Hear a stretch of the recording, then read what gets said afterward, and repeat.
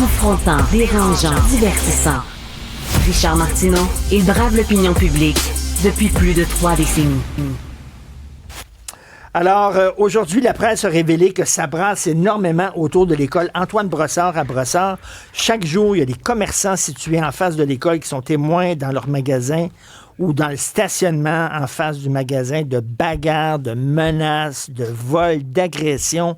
On fait le point avec la police de Longueuil. On a la sergente Marie Beauvais-Lajoie aux communications et relations médias du service de police de l'agglomération. Bonjour, sergente Beauvais-Lajoie. Bonjour, M. Martineau. Alors, j'imagine que vous étiez bien sûr au courant de cette situation-là depuis déjà un bon moment, là. Oui, effectivement. Ce qui nous a préoccupés puis qui a mis en branle les opérations qu'on va discuter ce soir, c'est que depuis la rentrée scolaire, plus de 25 appels au 911, donc 25 interventions du service de police de l'agglomération de Longueuil ont été nécessaires aux alentours de l'école Antoine Brossard, en lien avec diverses situations. On parle d'incivilité, on parle de bagarres de plus de 10 personnes. On parle d'infractions criminelles, que ce soit des crimes contre la propriété, des méfaits, que ce soit des agressions armées. Donc, l'état de la situation a été analysé par nos experts chez nous. On a des analystes en renseignement, on a des policiers réseau, des préventionnistes sur le terrain qui sont allés rencontrer les commerçants, puis 47 commerçants, c'est important de le mentionner.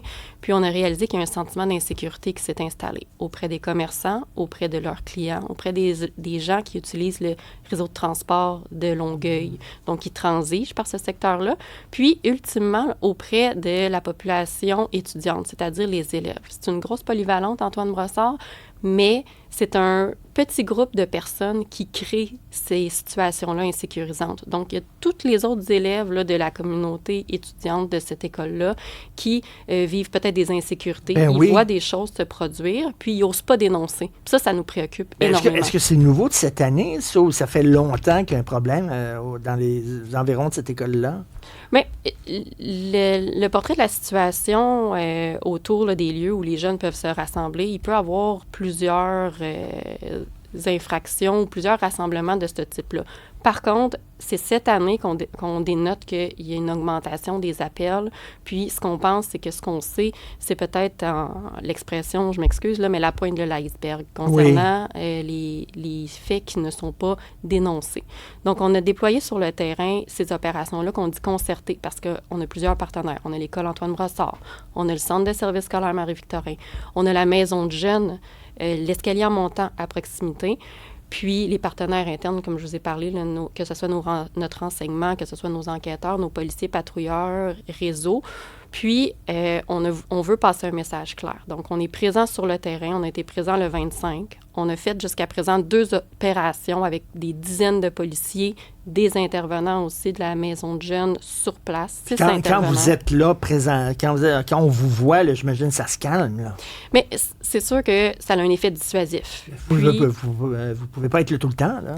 Mais c'est une des stratégies. Ces opérations-là sont déployées pour un effet dissuasif. Dire, on va intervenir, puis on va faire un cessez d'agir, que ce soit des infractions pénales, des infractions criminelles, des incivilités. On veut passer un message clair. Par contre, comme vous dites, on ne peut pas toujours être là en si grand nombre. On va être présent différemment, présent en amont, puis présent dans un continuum de prévention. Je m'explique. En amont, on a interpellé avec nos partenaires les parents. On leur a demandé d'ouvrir la conversation avec les jeunes, de parler des comportements qui sont adaptés en société, puis de parler des comportements aussi là, qui peuvent être répréhensibles, au niveau pénal ou criminel. Donc, on demande leur collaboration. Puis quand on parle du continuum de prévention, c'est que les intervenants de l'école, de la maison de jeunes, du SPAL, c'est-à-dire nos préventionnistes, nos agents réseau, vont faire des ateliers de sensibilisation, d'information sur c'est quoi la responsabilité criminelle, c'est quoi la responsabilité pénale, à quel âge on peut avoir un constat si on ne se comporte pas bien, si on incite une bagarre, par exemple. Puis, si je peux ajouter, ce qui nous préoccupe, c'est que on ne veut pas arriver à ce qu'il y ait des blessés, que ce soit des blessés, des personnes qui participent à la bagarre ou des citoyens à proximité. On veut éviter ça. Donc, on est présent visible, mais on est également présent aussi sur différentes plateformes pour continuer à sensibiliser. On sait que Brassard, c'est très multiculturel. Est-ce qu'il y a un ingrédient, c'est-tu des chicanes entre différents groupes ethnoculturels qui ne s'aiment pas et qui se tapent dessus? Y a-tu un facteur, là? Est-ce que ça joue, ça, dans ce qui se passe? L'analyse tend pas à démontrer ça. L'analyse tend à démontrer que c'est des jeunes de l'école qui cherchent possiblement des lieux pour se rassembler. Puis il y a un noyau qui est peut-être plus délinquant qui suscite ces infractions-là. Puis est-ce qu'il y a un effet d'entraînement? Qui fait que autour du noyau, de plus en plus d'élèves se rassemblent? Bien, en ouvrant la conversation avec nos jeunes, que ce soit par les intervenants, par les policiers, par les parents, bien, on va peut-être inciter à ce que ceux qui auraient tendance à graviter autour, là, mais se trouvent d'autres activités sur l'heure du midi, parce qu'il y a des conséquences à ça, puis ça peut aller jusqu'à avoir des conséquences sur l'intégrité physique d'une personne qui est impliquée dans une agression.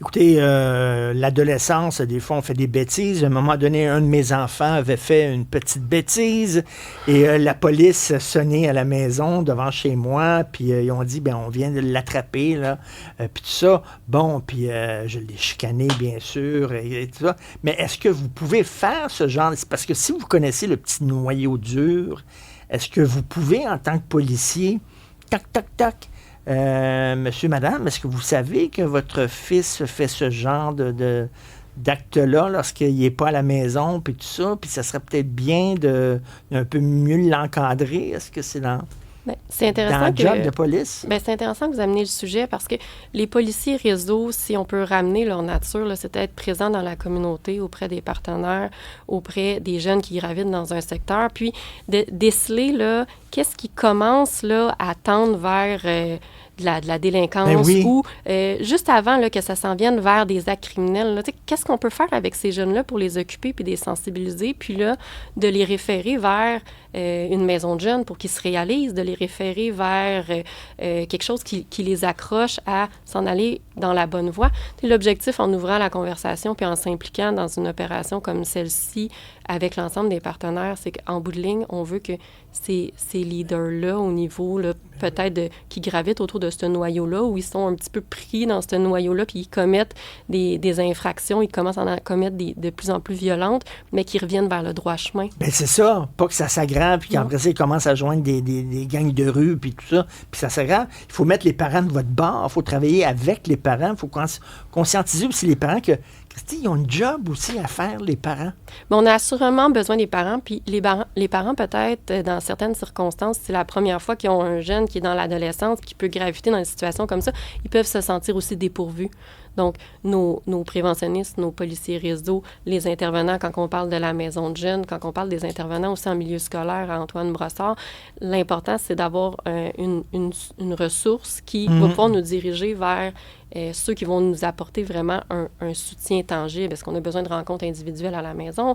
Est-ce que face à l'autorité, ça ne fonctionne pas? On a Groupe Contact chez nous c'est des policiers qui travaillent avec des intervenantes au SPAL. Parler avec quelqu'un en rapport peut-être un peu plus égalitaire, sans uniforme, peut amener des discussions qui vont peut-être amener des changements de mentalité ou changer des schémas de comportement qui pourraient se diriger vers de la délinquance. Comme dit le vieux proverbe africain, ça prend un village pour élever un enfant. Là, c'est exactement ça. Ça prend différents intervenants ensemble qui se parlent. Peut-être louer une salle à un moment donné, inviter les parents du quartier, puis s'adresser directement à tous les parents qui sont là. Mais peut-être, comme je vous ai dit, il y a plusieurs choses qui sont mises en place. Je sais qu'il y a des ateliers qui vont s'adresser aux jeunes. Est-ce qu'il y en aura qui s'adresseront aux parents avec les intervenants de l'école? Peut-être. Merci beaucoup, sergente Marie Beauvais-Lavoie aux communications, relations médias du service de police de l'agglomération de Longueuil. Merci beaucoup, de Brassard. Merci. Ça m'a fait plaisir.